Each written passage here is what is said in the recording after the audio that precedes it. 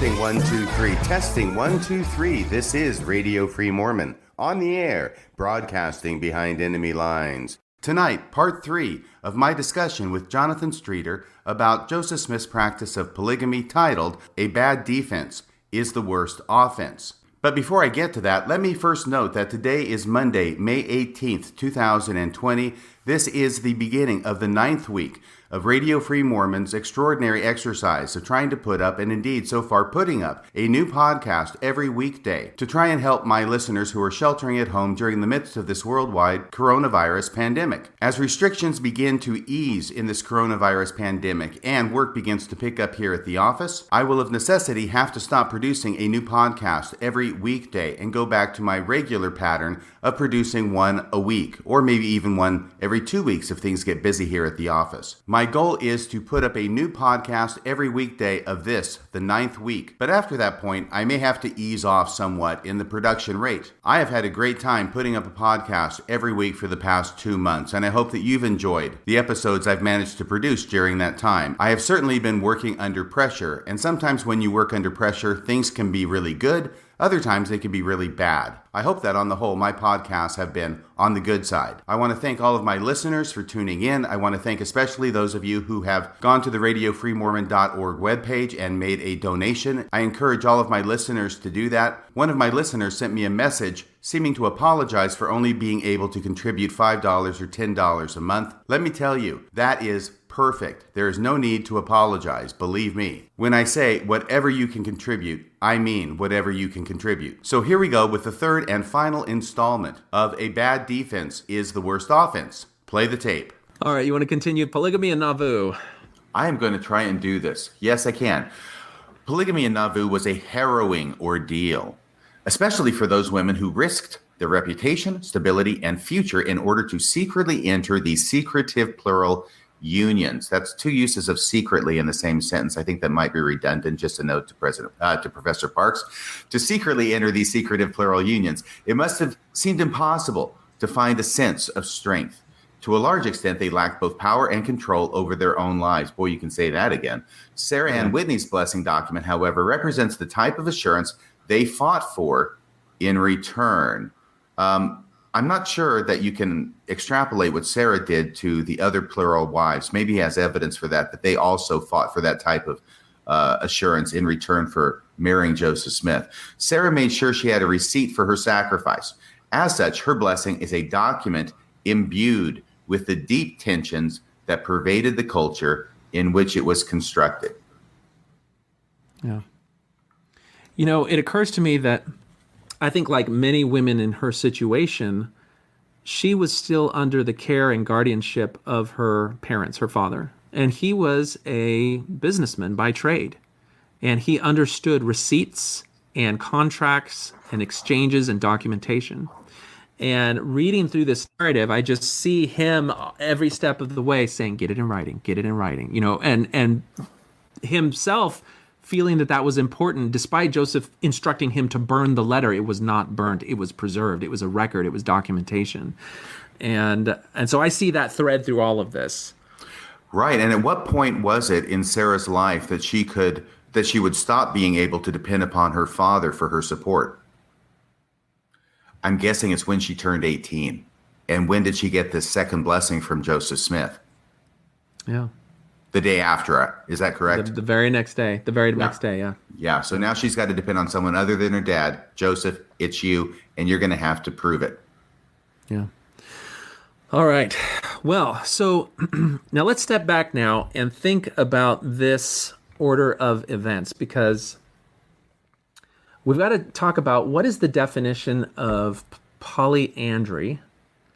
And when people usually criticize Joseph for polyandry, they're talking about a situation in which Joseph meets a woman who has previously been civilly married, and he enters into a marriage with them. And there's no divorce, there's no removal from that prior relationship, there's just a new relationship now. And this question then of polyandry comes up with critics saying that Joseph Smith was marrying other men's wives or women who were married to other people and boinking them on the side, and then they'd go back and live with their husbands. So now we've entered the distinction between polyandry and sexual polyandry. Just like you can see the relationship that was a pretend marriage between Kingsbury and Sarah Ann Whitney didn't have sexuality as a component of it. So was it really a marriage? I don't know. But well, what is your? I would say go absolutely ahead. it was. Absolutely it was. It was. There's a certificate of marriage. There's a document signed by a person with the authority, i.e., Joseph Smith. Of course, it's a marriage. The legality of a marriage doesn't depend upon whether it's actually consummated. But you can divorce for non-consummation, right? Well, I'm not an expert on the law back then, but today you can get divorced for any reason. You don't even have to set forth the reasons. You just have to allege that the marriage is irretrievably broken.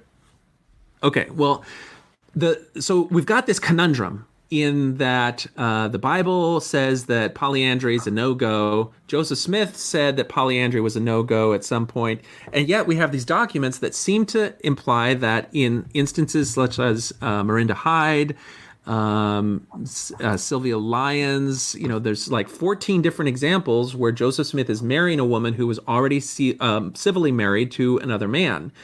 And so there's a whole host of rationalizations and explanations.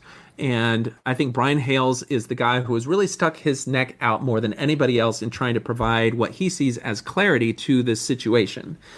And there are a number of different explanations that he provides. And it's interesting to look at those explanations and then compare them to this unique story, because this story is another example of polyandry. It's just that because polyandry is from the perspective of the woman. The woman is marrying multiple men simultaneously. And so the first explanation that you'll get from Brian Hales is that Joseph, number one, never engaged in sexual polyandry.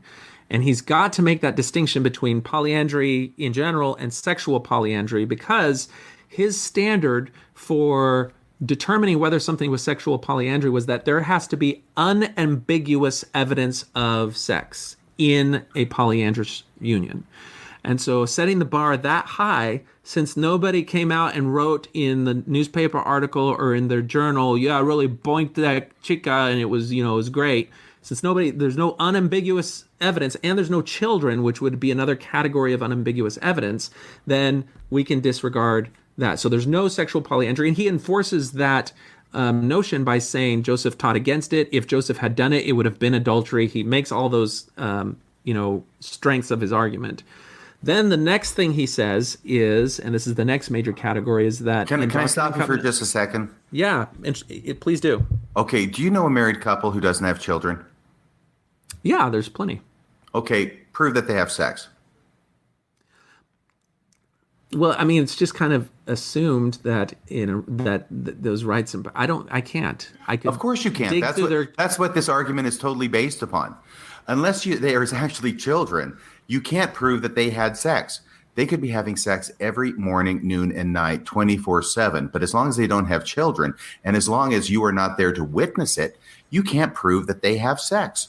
It's a ridiculous argument, but it's meant to be an argument that's going to support his theory, regardless of how ridiculous it is. That's just my opinion.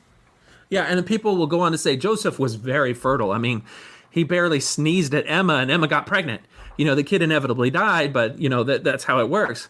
Well, the counter argument to that is, well, John C. Bennett, everybody in the church agrees, was a scoundrel. He was a hound. He was, going after all these women. Where are his children? Well, he didn't have any children from those adulterous relationships or spiritual wifery relationships. So if John C. Bennett is capable of doing this, then there's no reason to say that Joseph Smith would be capable of having sexual relations without progeny being produced. Can I tell you a little funny story about that? Yeah. It has to do with, what does it have to do? I guess it has to do with, what do you call it when you have sex, but you take measures not to have kids? Contraception? Thank you. That's it. It has slipped my mind.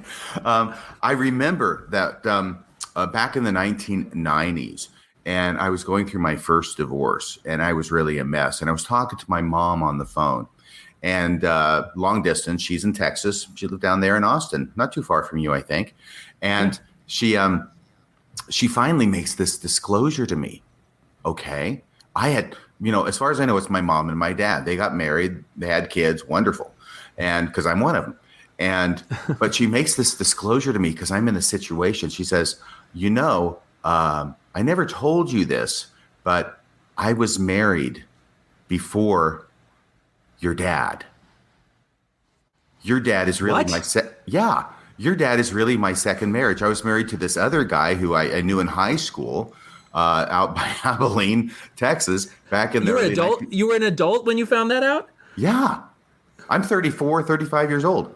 And so she said, yeah, but he was abusive. I ended up getting divorced from him. I found your dad. And I had to ask her the natural follow-up question. You know what that was, right? I said, well, do I have any brothers or sisters running around that I don't know about? And she says to me, well, no, we took steps not to have kids. And I said, what? Are you talking about contraception? And she says, look, it's not like it was the dark ages. We have this idea that we're the only generation that has this idea of contraception, right? And you go back in time, they had no clue, right? They had a clue. There were ways to safeguard, not perfect. Our ways aren't perfect either, by the way, but to safeguard against having children, even though you're engaging in sex. And I think it's probably what is it called? That historical problem of modernism, judging presentism. Presentism. Thank you. Presentism. Yeah. By judging the past, or actually that's judging the past as the present. This is saying the reverse, right? Saying, oh, we know how to do things today, but anybody in the past, they had no clue. Yeah, they had a clue. And so I think that the idea comes back, and I'm sorry, I'm babbling a bit now. I'm reliving this traumatic incident in my life when my mom told me about her first husband, is that it gets back to this. You don't have to marry somebody to not have sex with them. All right? Yeah. You don't have to marry somebody to not have sex with them. And so what Brian Hales, I think, or people who use this argument are doing is turning the burden of proof on its head.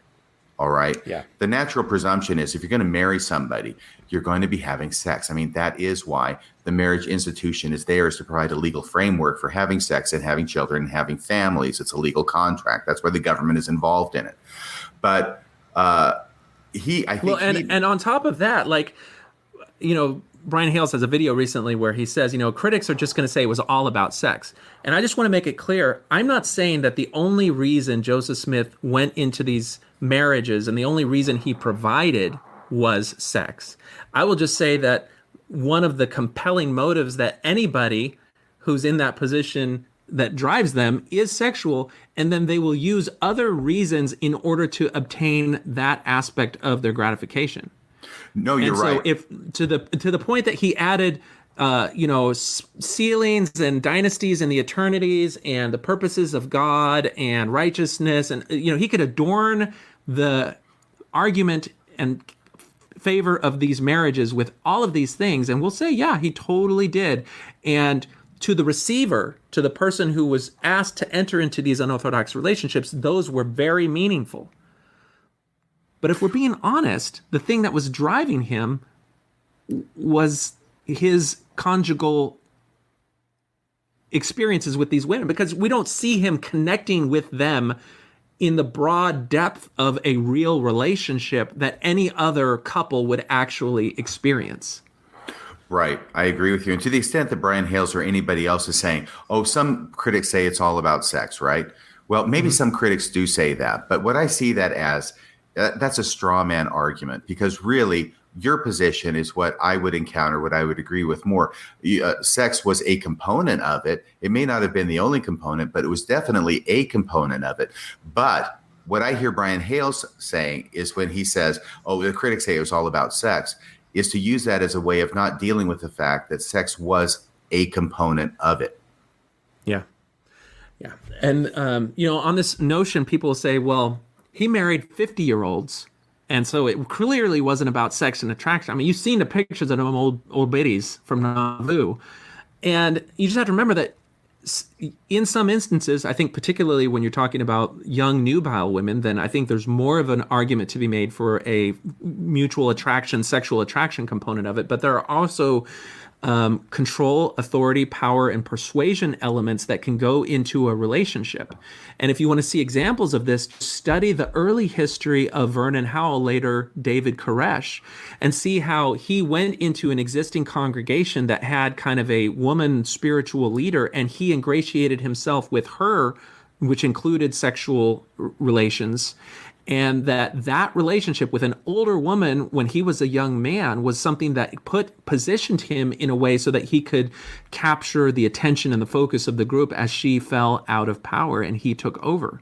And so, if you only want to see through the lens of Joseph was prophet, he was righteous, everything he did was commanded and approved of by God, then you're only going to see one thing. But if you step back and you say, wait a second, what are some of the other motives that we know drive people who are religious? They are able to persuade people to come and gather around them. They're able to curry favor and influence with people. These charismatic men, what are some of the other motives and things that they do in other contexts?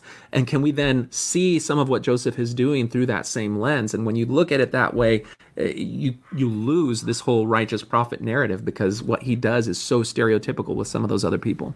Yeah, and I'm not the smartest guy around, Jonathan, but if I'm Joseph Smith and I've got this position and I'm using it to marry young girls, teenagers, 20-year-olds, and I'm saying I have this whole construct, right, that this is part of eternal sealings, and so this eternal marriage thing, of course I'm going to marry some older women too. That's my cover, just like this fake sham marriage was between Kingsbury and Sarah. He engages in maneuvers to cover up what he's really doing. I think that's the significance of this document, that we know that about Joseph Smith. I'm not saying this is definitely why he did it, but I can certainly envision that if I'm after young girls in a religious sense, sure, I'm going to throw in some old ones. They're my beards. Yeah. Okay, well, I understand what you're talking about right there, but it all goes down to the root of all of this is deception. And so that is the thing. We, as members of the church, if you're there, you are asked by these defenders to accept the idea that the prophet can deceive the public, members and non-members alike, in order to engage in secret practices which go contrary to their public pronouncements, and do so with righteous purposes. And that's just a terrible, dangerous precedent. But that's behind this notion that that we can excuse Joseph for these things. The argument being next in the category when we talk about these things is that when Joseph Smith took on a plural wife that was already civilly married, well, that new and everlasting covenant totally nullifies any prior covenant that person had. And so it's not polyandry, it's serial polygamy, serial marriages. And so in that case, even if we find that there's significant evidence of a sexual relationship between Joseph and a woman who previously was civilly married, does not have any form of divorce, and enters into a relationship with Joseph, Brian Hales can exclude that from his statement that Joseph did not practice sexual polygamy, because that was not, or sexual polyandry, because that was not polyandry, that was serial polygamy. And that is, I think, where we're going to come into some difficulties when we examine this. So with that question in mind, I asked Brian Hales, okay, Brian, does this mean that when Joseph Smith was sealed to Louisa Beeman, that Joseph's prior civil marriage to Emma Smith was nullified? Because he was now entering into the new and everlasting covenant. He was previously civilly married, and now, according to your explanation, the new and everlasting covenant nullifies prior civil marriages. Like, how would you think he would respond to that? Oh, me? I'm sorry, you're actually asking me that? Yeah, I'm asking you, yeah. We did talk about this before yesterday, but I think I didn't pay enough attention. I didn't expect a pop quiz, but you're just like my audience. Why don't you tell me? Can you tell me? No, that's okay. So, I was like, I wanted to know how he explains it, because it seems like an inconsistency, but I thought it might actually provide a solution, because that would mean then that it was actually Louisa Beeman who he would need to ask permission to marry any of the subsequent plural wives, because that would then be his first wife if the Emma Smith thing was done away with. And then when Emma Smith later gets sealed to Joseph, then she doesn't really have to be informed of anyone because she's technically not the first sealed wife. There's a way to explain that, but they didn't want to go for that. So what Brian Hale said was, no. You have to remember, polygamy is not fair. It's inherently sexist. Women are held to a different standard than men. And so even though if it was a woman who was previously sealed, entering into the new and everlasting covenant, her prior civil marriage would be nullified just by the act of being married to Joseph. There's probably a legal term for that. I don't know what it is. But for a man, it does not nullify that. And then the precedent he brought out was... Annulment? Go ahead.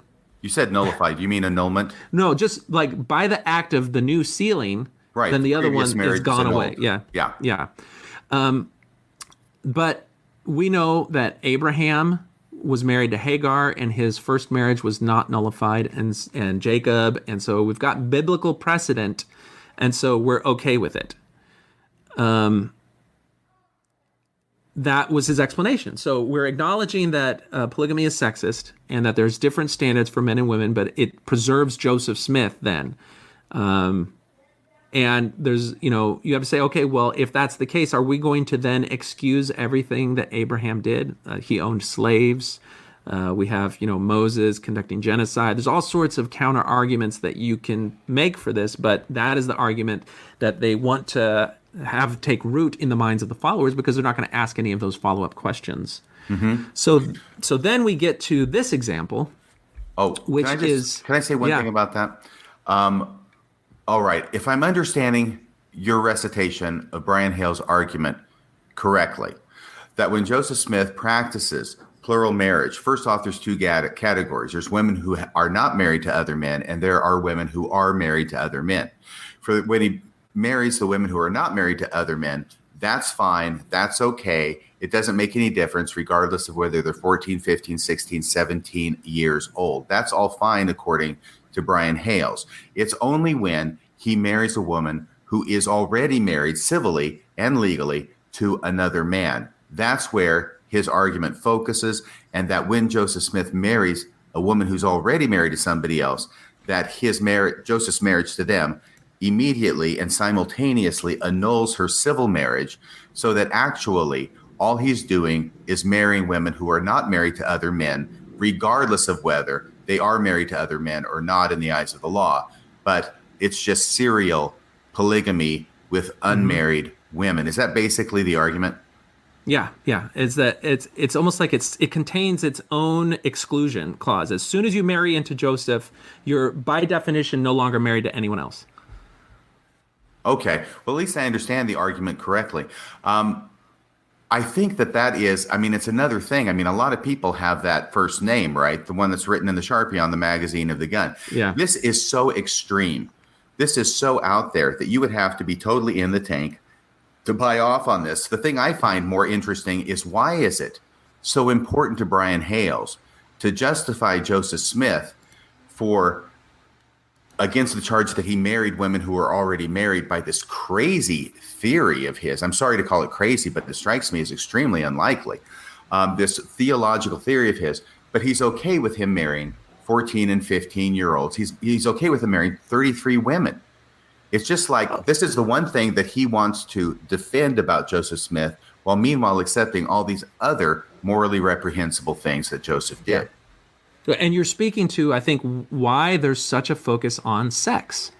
Because if we can say, okay, marriage, sealing, they're different things, and then there's the time and the eternity, whatever, all we need to do is we need to make sure that Joseph did not have sex with anyone who was a child or who was civilly married to somebody else and also sealed for time and eternity.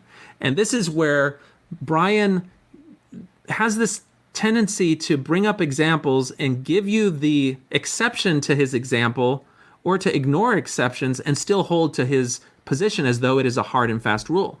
So one of the examples that we have is in the case of Mary Elizabeth Rollins Lightner.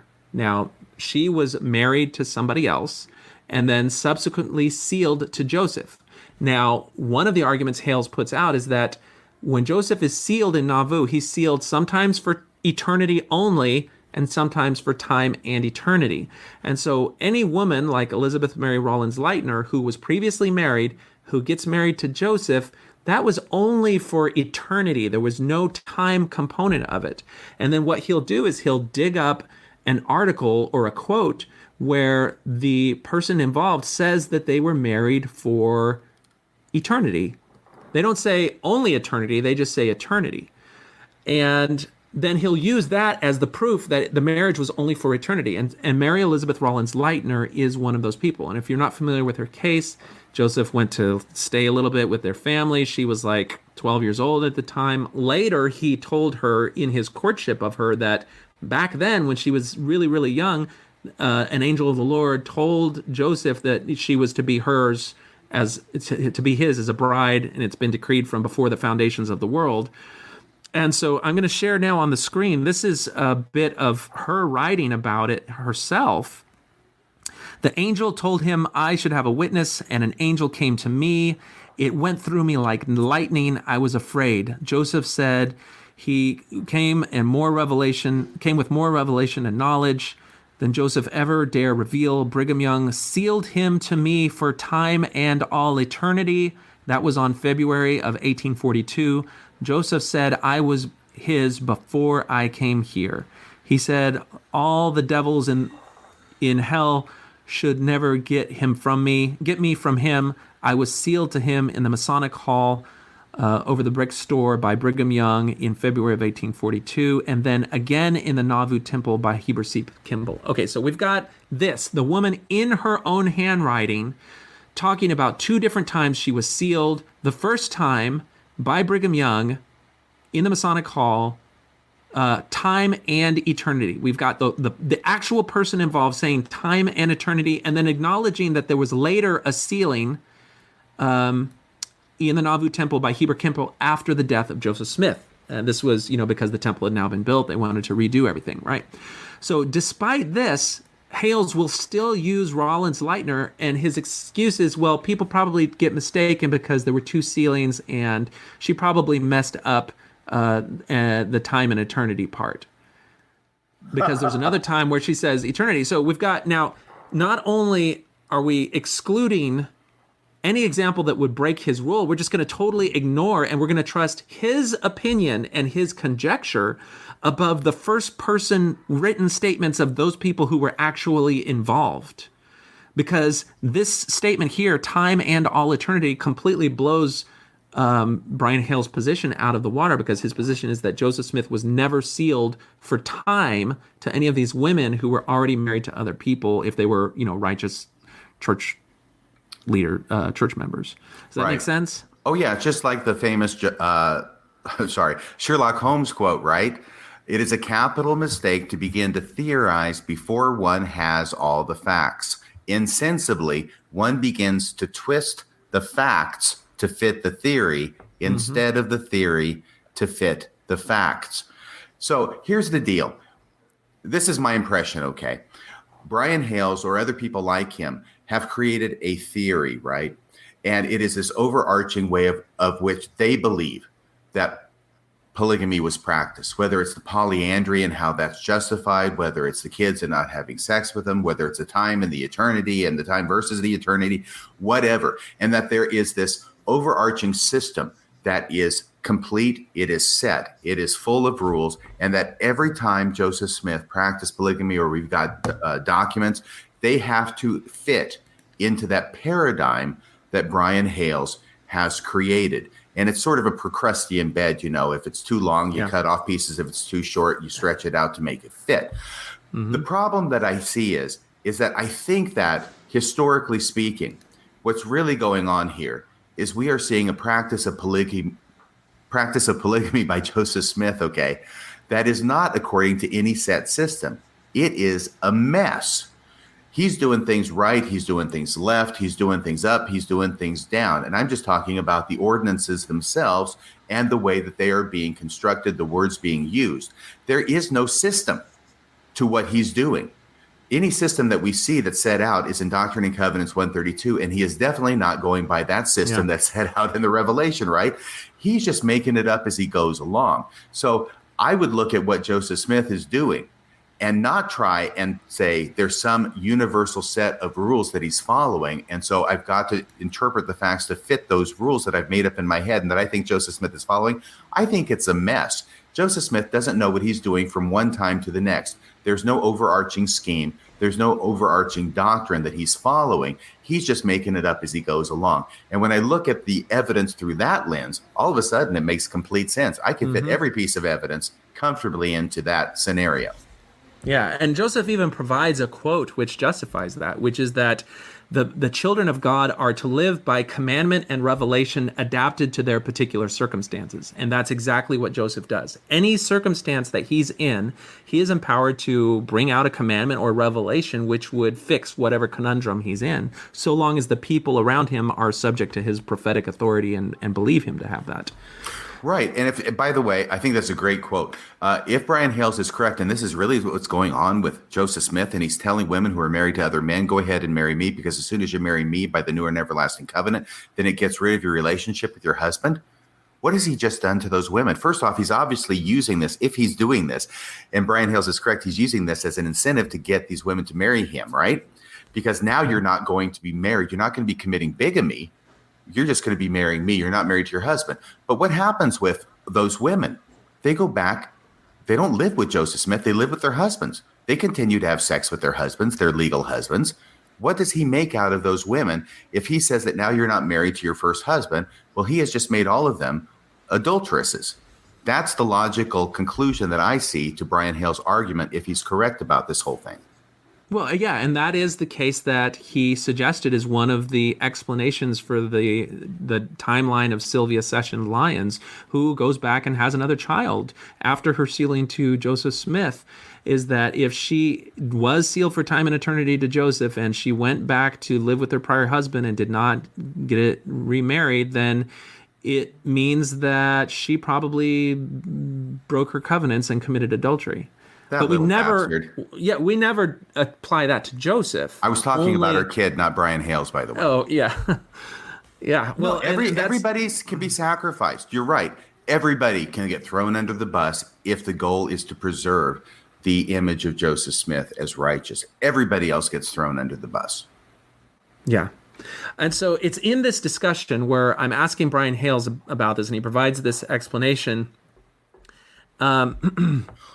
And I bring up, this other thing, so I said Brian Hales has acknowledged that the Sarah Ann Whitney is another instance of a woman marrying someone who's already married.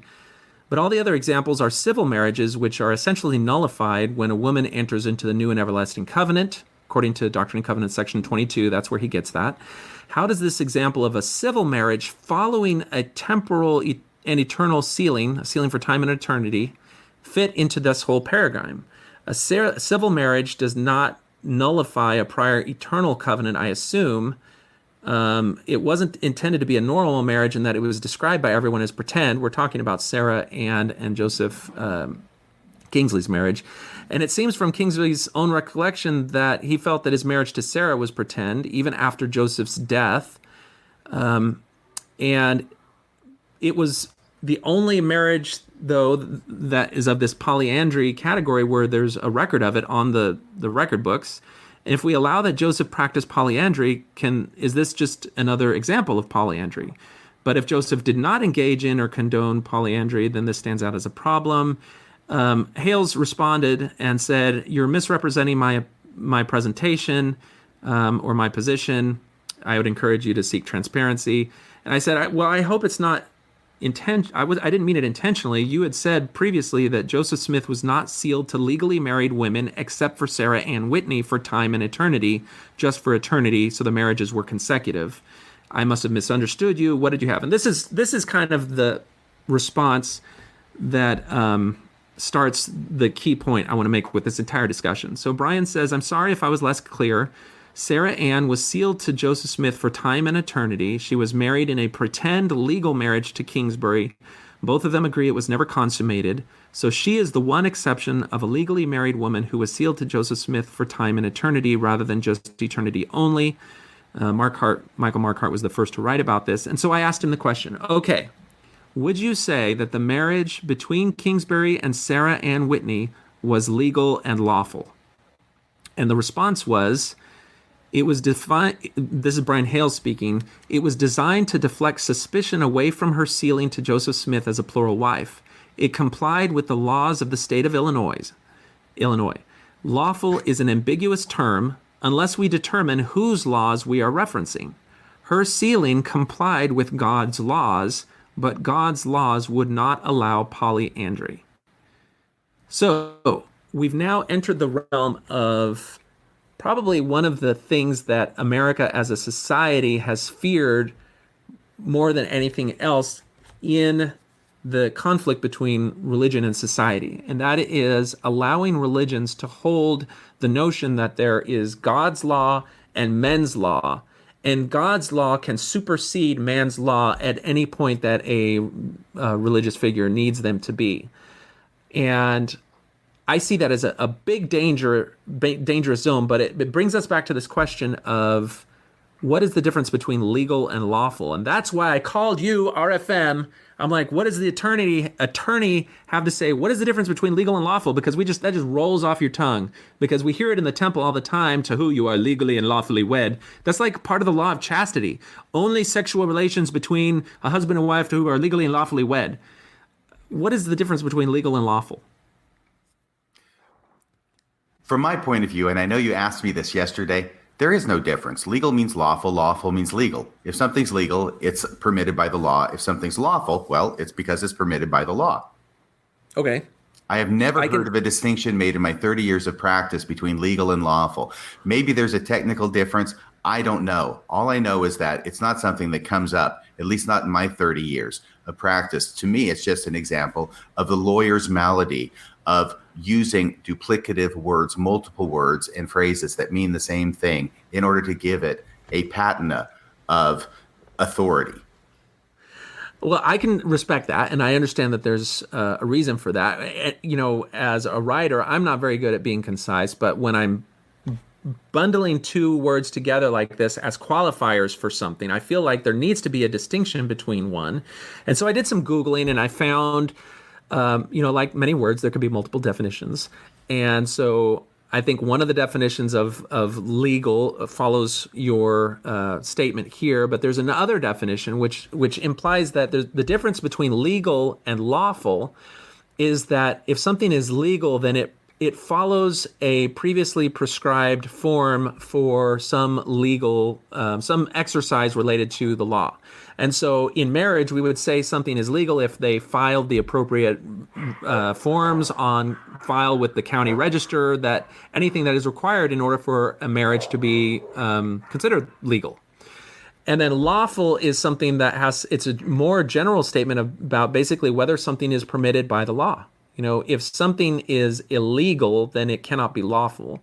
But you can have something called legal fraud, where people file the appropriate forms or follow the appropriate procedure, but they do so out of good faith in a deceptive or fraudulent way. And so that's a legal fraud. So when I look at the history of marriage and why there would need to be a distinction between legal and lawful based on that definition, I think that there's a core fundamental reason that we're using that when we look back through the lens of history in Joseph's marriage, because his marriages to his polygamous brides, by looking at these terms as different in the way that I've described, are they legal and lawful?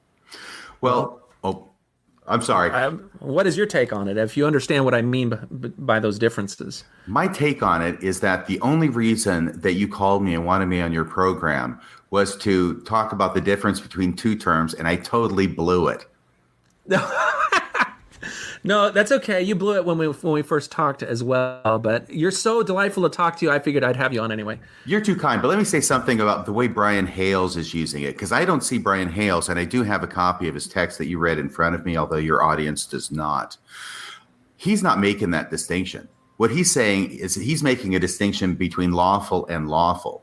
He's saying something can be lawful under God's law, but not lawful under the government's law. And that's where he says it was designed, that marriage, the fake marriage, it was designed to deflect suspicion away from her sealing to Joseph Smith as a plural wife. It complied with the laws of the state of Illinois.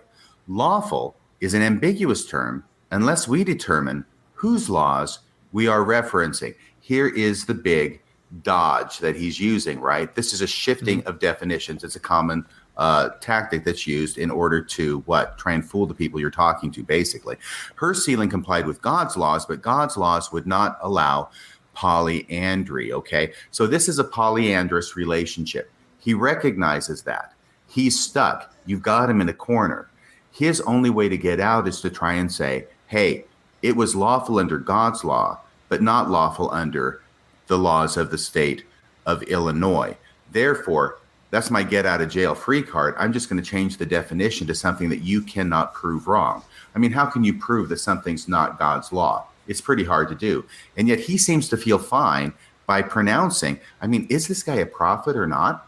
He says God's law would not allow polyandry. Where does he get that from, Jonathan? Do you know?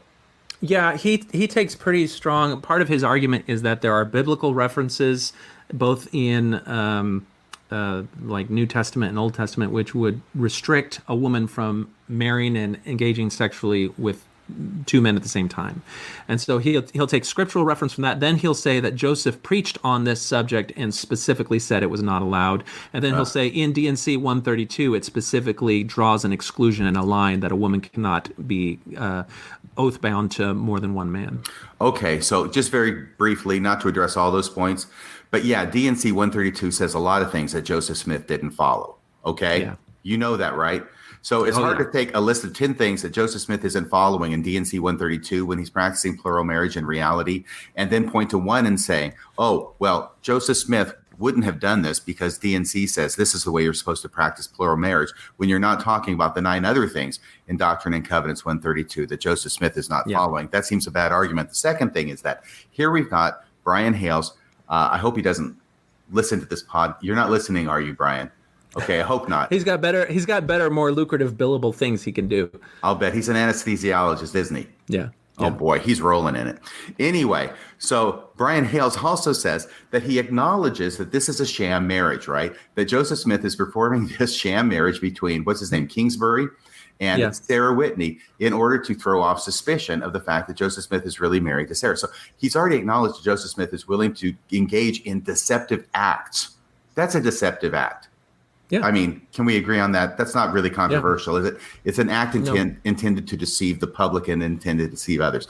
So he's going to say, yeah, Joseph Smith will engage in deceptive sham marriages with people in order to hide his polygamy. But in every other instance, he's going to tell the truth about it.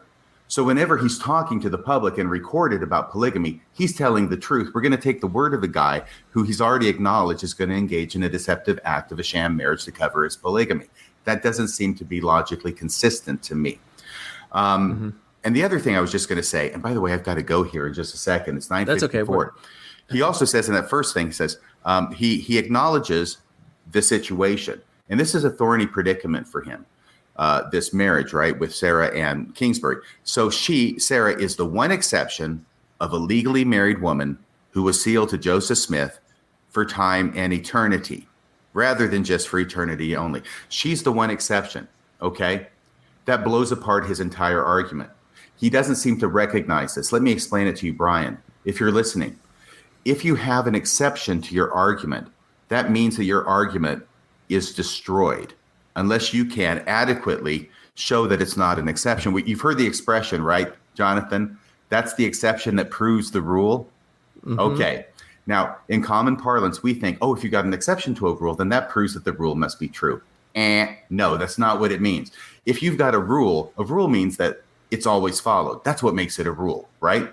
If you've got an exception to your rule and you find out in your research that you've got an exception to your rule, then that means that your rule is wrong. It's like the old version, the Elizabethan version of proving something, right? You've got, what is it in Malachi? Prove me now herewith. Yes. Saith the Lord of hosts. Yeah, he's not saying prove that I exist or prove anything. It's say test me. Test me. Prove means to test. And that's what it means in this old saying.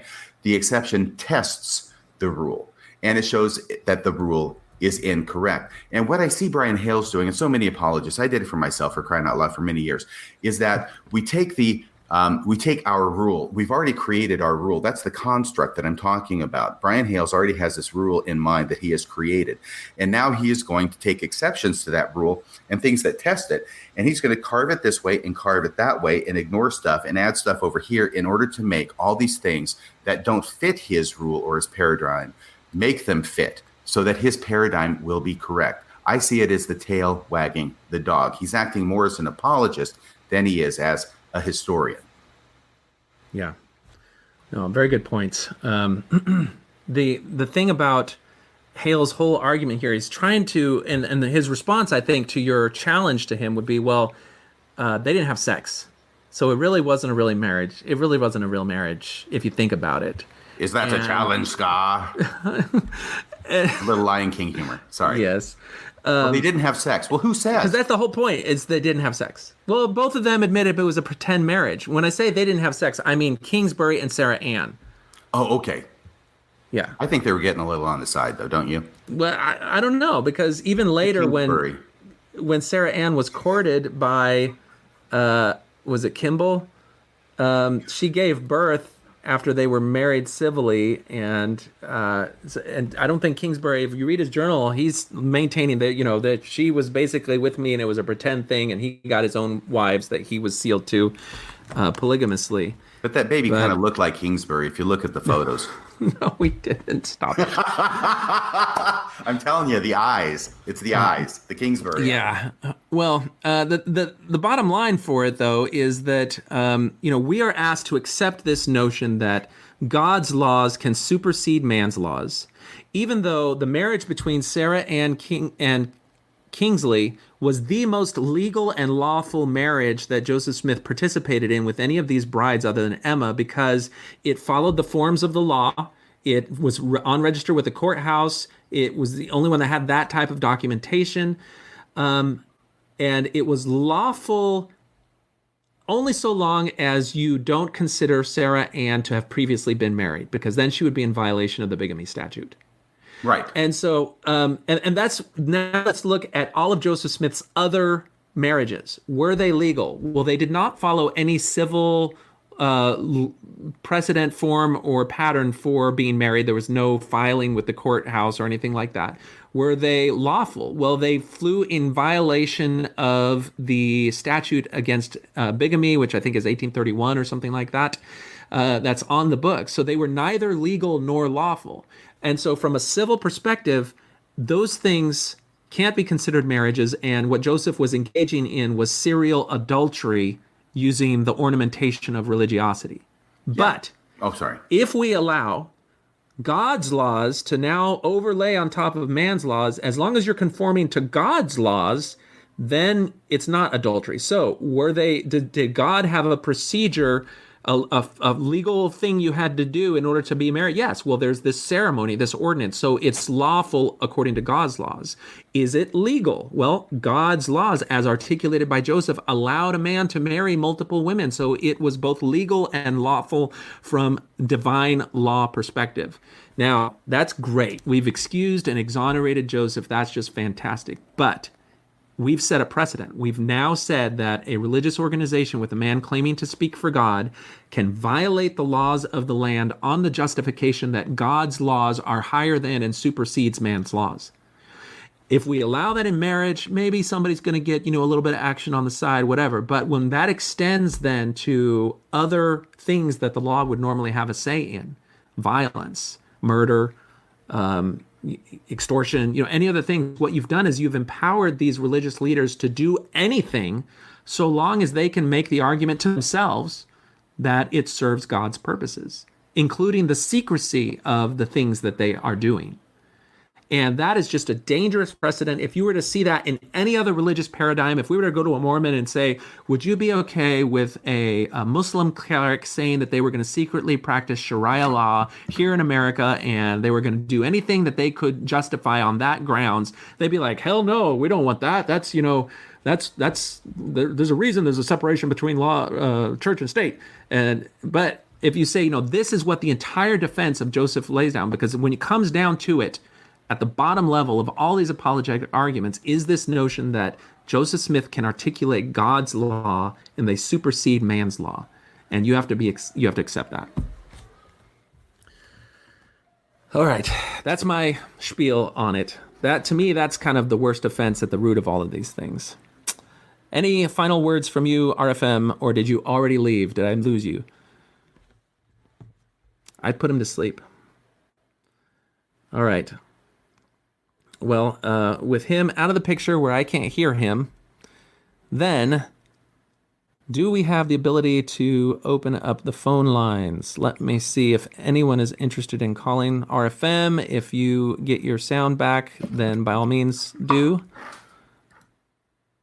I can hear, I know something's going on. He probably left to use the restroom. I'm sorry, were you done? You were going off on a real tear there, and I thought it was a good time for me to go to the bathroom. I apologize. I called it. You did, that's absolutely. All right. No, my tear was basically just, drilling down to this notion that we can allow religions to claim a secret private doctrine as God's law that supersedes and overrides man's law at any time that the religious leader says. And it's all well and good when you're talking about marriage, but when you apply it and allow it, then you have to allow it for other things that, you're allowing them to justify illegal acts on religious claims. And it's just a terrible precedent to set. We don't want as a society to set that precedent because it empowers any other religious charlatan to use that same justification. No, absolutely. I was actually waiting for you to come to a pause so I could insert the line from History of the World Part 2. It's good to be the king. Yes. Because you get to set the laws. And whatever you say is actually right. All right. Well, I know you got to go. I usually try to do these things where I can open up the phone lines and invite some callers. So I am going to see if I can get that working. It actually is the problem we were having before the show started is only related to wanting the callers to be able to hear you talk. But let's go ahead and open up the phone lines. RFM, if you need to sign out to take care of your daily stuff, then feel free to do that. Thank you so much for joining me. I kind of do. And since actually I cannot speak such that the callers will hear, then I'll just go ahead, I'll bug out, and I'll let you answer for me. Jonathan, thank you so much for having me on your show. It's been so wonderful. I'm a big fan of yours. Love what you do. Well, the feeling is very mutual, and I'm always glad to be able to hear from you and connect with you and talk about these things with you. And thank you for being willing to be a guest here, and I'll send you those files as soon as we're done here. Thanks so much. Give some cuddles to Yugi for me, okay? All right. I think he laid some Tootsie Rolls here. All right. I thought I was smelling something. See you later. Bye. Take care. Bye. All right. So let me see if I can get these phone lines. If you would like to give us a little bit of your feedback, if you were able to hang in there. I know that these podcasts go long and put people to sleep, so I appreciate you hanging in there. Let's see, we got about 64 people listening here. You can call, if you're new to this, coming from RFM's streams, you can call 210-422-2222, and we will see if we can get things set up. Let's see here. I have to be able to do this in a way that allows me to hear. Let's see. All you got to do is pick up your phone, go 210-422-2222, and you'll be able to give us a call. And if we don't get any calls in the meantime, then I'll go ahead and log off. It's always, interesting doing these things and not knowing whether or not you're going to have enough participation to justify opening phone lines. Let's see what comments that we have. Let's see here. A bunch of people wondering why we're starting too late. We've got Benjamin Kingsley asking, how do apologists explain away the guarantee of salvation for the whole family as if that's not coercive? Do they just say it was Joseph's prophetic knowledge that if she married him, her family would end up staying true to the gospel? Kind of like when church leaders today tell parents that if they remain true, their wayward children will eventually come back. I think the the explanation that they give is just that he was the prophet. He had the power to bind and seal things on earth as in heaven. And if he sealed somebody up to exaltation and salvation, then he had the spirit of discernment and judgment and knew that they were worthy of that, or that they would be. And Joseph taught that God's blessings were more liberal than people were bound to imagine. And so even though we may judge ourselves harshly, God is willing to be forgiving and willing to take people. And if you can do what Joseph says is a requirement in order to obtain that blessing, then all the more reason to do it. And I think we saw a good example of that in the Newell K. Whitney family and the story of Sarah Ann Whitney and how they consented to give their daughter to Joseph. And then later, how Joseph Kingsbury consented to enter into this sham pretend marriage. Okay, Michael Scott says, note to self, don't write letters that need to be burned. Yeah, and note to self, if you ever get a letter that says burn this letter, save that letter. That's one of the things that you know you're going to want to have. Gimpy Geezer says he wants some relief. All right. These jokes just write themselves. Philoserve says, is God a respecter of persons? Either God or Joseph is a blatant liar because God clearly respects those families that are in association with Joseph. What a racket, your daughter for salvation. And I think this is a perspective that, if you were to go listen to any other religious leader, some crazy guy calling himself a prophet out in the woods, he's an offshoot of the Seventh-day Adventist Church, and he's telling all of his followers that if you enter into this polygamous marriage with me, then your entire family is going to be saved in heaven. We'd be like, that is totally, number one, he's making it up. Number two, he's just trying to get into their pants using their devotion to religion as a motive. And he's a complete charlatan and a sexual predator. There's no question about it. It's so obvious. But when you see your beloved prophet do the same thing, but with more flowery language and 100 years ago, then we can excuse it. And that's just the same approach that you kind of have to take in order to be okay with these things. All right. Let's see here. Stella Davis says, I'm pretty sure the church leaders continue to hide evidence. Case in point, Joseph Fielding Smith hiding away a page of Joseph Smith's diary, even the first vision account. I think historically you can't but acknowledge that the church was keeping from the public eye documents that would be embarrassing to its founder, to its claims. We are in an era where there is certainly more transparency. We're seeing documents that were previously held. We have the Council of 50 Minutes that were held for over a century, even so that certain apostles did not have access to them. So we are seeing an unprecedented level of openness to the public. There's something called a limited hangout, and you can just Google limited hangout and you can see that. And that's where people who have been hiding things give you enough stuff so that you stop looking and you can get the sense that you've found everything, but they still are keeping back certain things that are the most sensitive. And we may be in the realm of that. There's always the question when you see something, you're like, why is that not public? And the church still holds this concept that when things are confidential or sacred, there's like an acronym that they use in the church history library of 3 different categories that they can use that will keep things restricted and redacted. And so there are still things that will be redacted. And time will tell, at what point they're going to be released. For a long time, the William Clayton journals was one of these things where we didn't think they were ever going to come out. But about a year ago or so, the church announced that they will be scanning and digitizing them. So we'll have as much access to them as we have to any of the other material on the Joseph Smith Papers Project. Michael Marquardt famously said, if they will publish the Council of 50 Minutes, then they can publish anything because it just completely exposes threads of treason and all the other things that Joseph was being accused of as being factual reality. So take that for what it's worth. All right, let's see here. Katie Gibson asks, do most Mormons know what the second anointing is? I had never heard of it until I was an adult and on my way out the door. And I would say that certainly outside of Utah, most Mormons have no idea that this is something that exists. My own parents were both converts. I talked to my mom about it. She had no idea that such a thing exists. I think if you talk about families with long genealogical connections to early church history, they probably know about it because their ancestors may have received the second anointing, or they may be, closely connected with current Mormon authorities who themselves have it.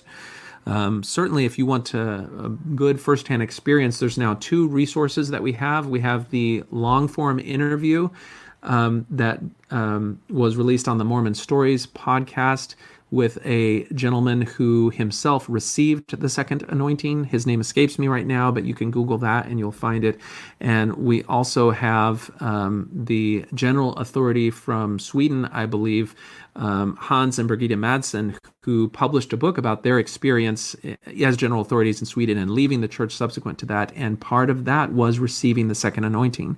And I believe they also did a series of interviews with John Dehlin. So you can find out more about that. Certainly, if we saw some other religious sect guaranteeing people who did special favors or held special place in their religious hierarchy, guaranteeing that they, no matter what they did, short of murder or denying the Holy Ghost, were guaranteed a spot in heaven, we would think that that's a dangerous precedent to set, because it empowers people to do things that they would not otherwise do if they felt constrained by moral boundaries. But the argument goes that these are such good, stalwart people, they would never even consider doing that anyway. All right, so let's see here. It'll be easier to put your comment on the screen if it does not include profanity, because my readership has gentle ears. Okay, Martin Dietrich Smith says, under the 1930s and 40s law, the law of chastity was different for women than for men. It is now the same for both. But RFM, you may remember that prior to 1990, women got up first to make the chastity covenant than men.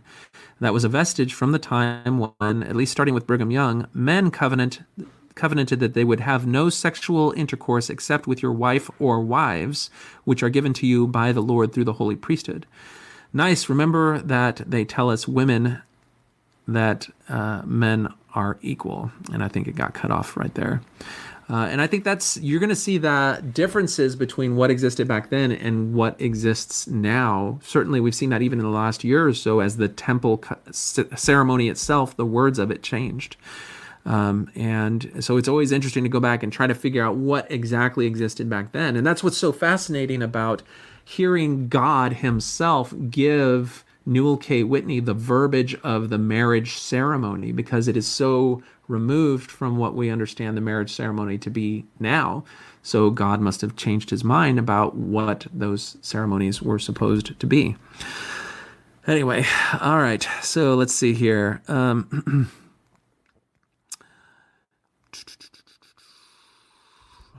right, Forrest Noble says, working in the shadows in dark corners is how God does his work? Or was that another fallen angel's way of acting? And I think this is just pointing out the disparity between the notion that you shouldn't have to use deception and sham marriages and secret promises and preaching one thing to the public and teaching one thing in private that are diametrically opposed to each other. That shouldn't be the way that God's truth works.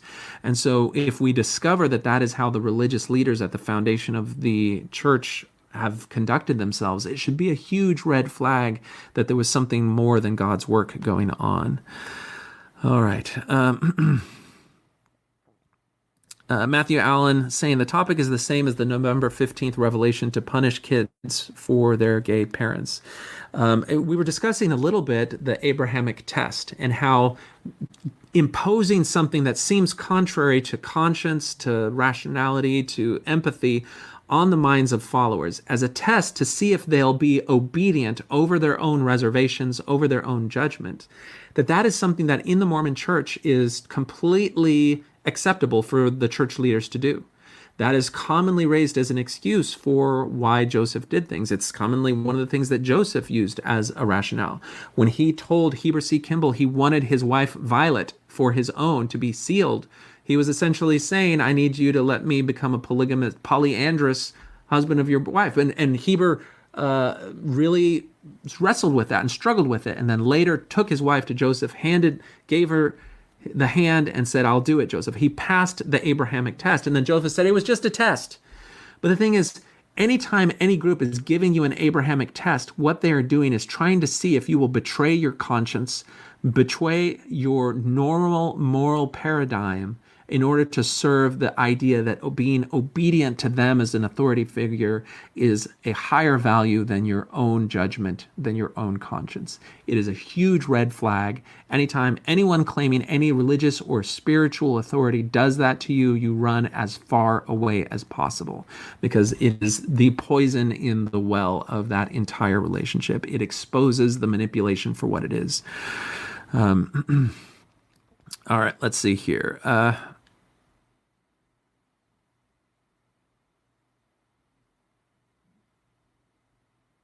Somebody else mentioned that they did not believe that the revelation given to Sarah Ann Whitney was actually from Joseph.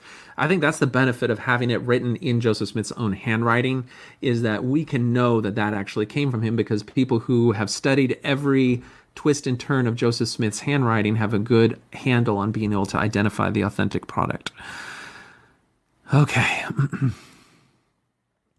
Somebody else mentioned that it was Tom Phillips who was the individual who received the second anointing and subsequently went on to describe it, and that is true. You can Google Tom Phillips and you see it.